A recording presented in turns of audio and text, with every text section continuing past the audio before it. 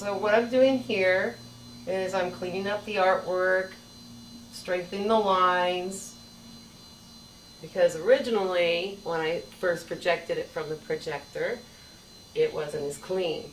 So now I have to come along and make sure I have these lines where I want them. And this leaf here, when I laid it up on the glass, I had to add this leaf in.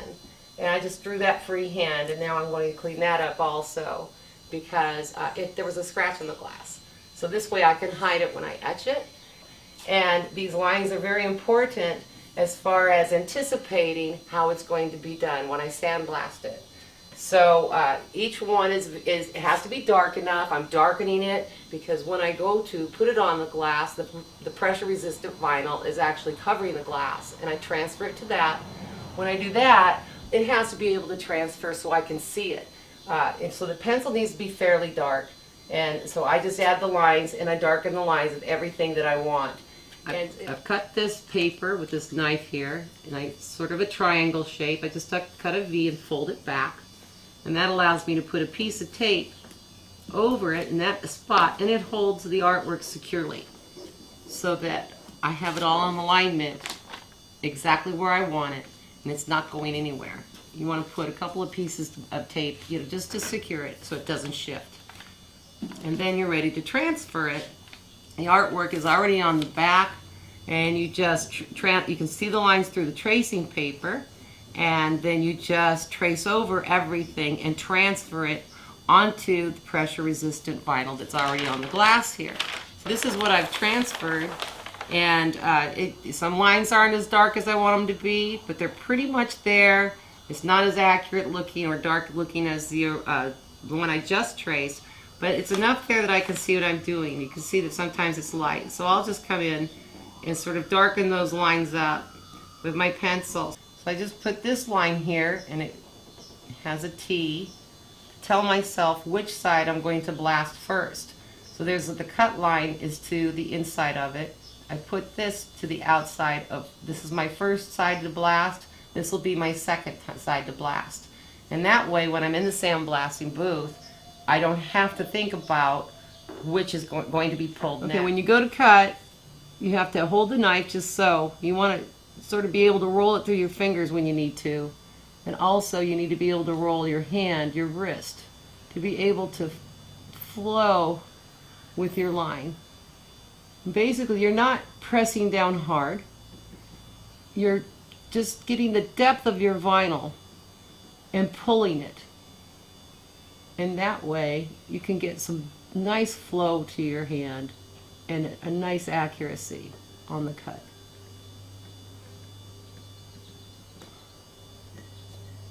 And you want to think about how your hand can twist and what's the easiest angle to do that.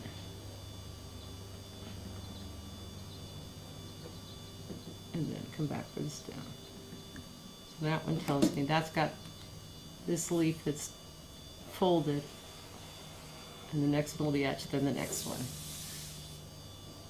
Okay, I already finished drawing this leaf and cutting it, and I've marked it. Now this leaf I'm going to start to cut, and I'm coming off the line first. And I'm coming right into the branch on this, and then I'll cut the little tiny part of the branch, and then I'm going to come across.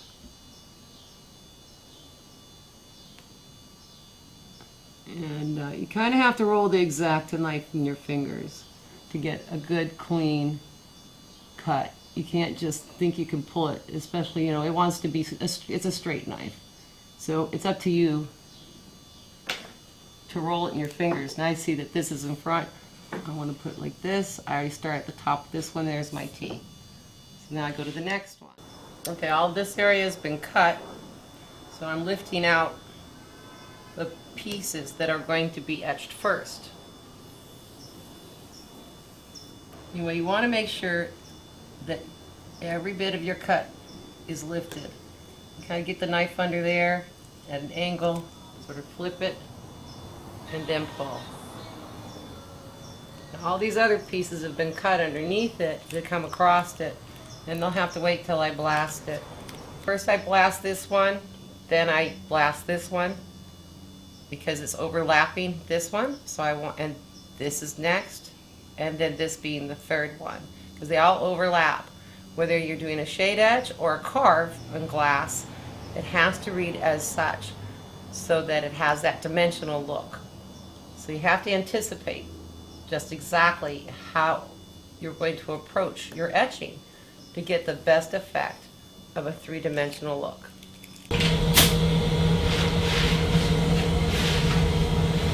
Want to start? Yep.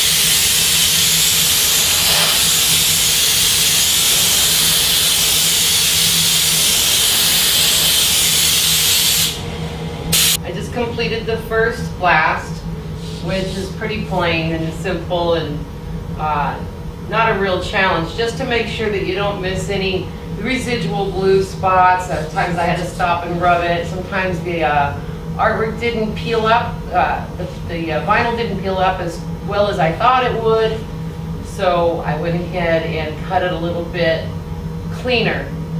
Sometimes that happens. You don't always see things, like even now I see a little spot. You don't always see things right away until you sandblast it. And you have the light behind you. That shows up really well.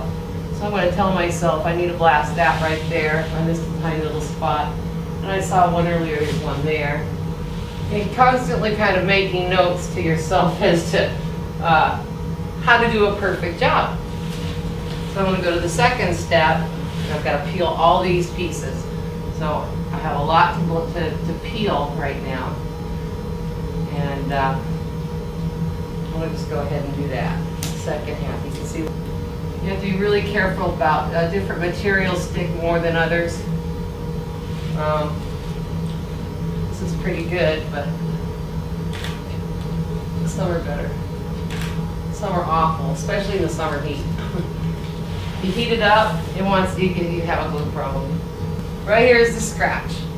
And it's really hard to see, but you've got to watch for stuff like that because this is a work of art and people want perfection.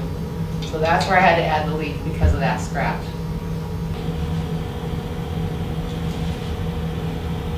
Or you just leave a little piece. That's even worse. You gotta watch every step of the way of what you're doing. You'll be sorry. Because it's hard to fix what is a mistake. Sometimes it's impossible. This is very unforgiving as far as mistakes. Well, now I've peeled quite a bit of the second level. What I'm going to do is I'm going to sandblast at a much lower pressure so I can blend this.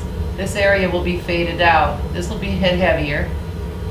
And then it'll just blend into a very light blast so that you can see that this piece here will still have the effect of going behind this piece. And you have to think about that throughout the piece as to what's going to be behind the other. So like for instance, I wanted to pull this piece, but I saw this one comes up in front of it. So I have to wait. I have to wait till I'm going to blast this next, then I'll blast this one, then this one, then I can finally blast this one. And I keep the artwork nearby so I can look at it. And also sometimes, especially on the carving, you'll see that there's a little darker area where you sandblast on the material, and sometimes it makes it so dark you don't know if you have something to pull there or what. You're not sure, you can't see it. So it's good to have the artwork nearby to refer to in case you get in trouble and you're not sure. You know, you think you know, you remember it, you drew it, you cut it, but you don't remember everything. And if you miss something on your second blast, it's okay because you got your third and fourth yet. It just slows you down to, sometimes. If you miss one thing, you can't get to another. So, like if I didn't pull that, then I'd have to wait to blast this one. It's not that important, but maybe if it was this one, it would be, then I have to wait for the third blast. You want to just get through each level as thoroughly as possible each time you blast.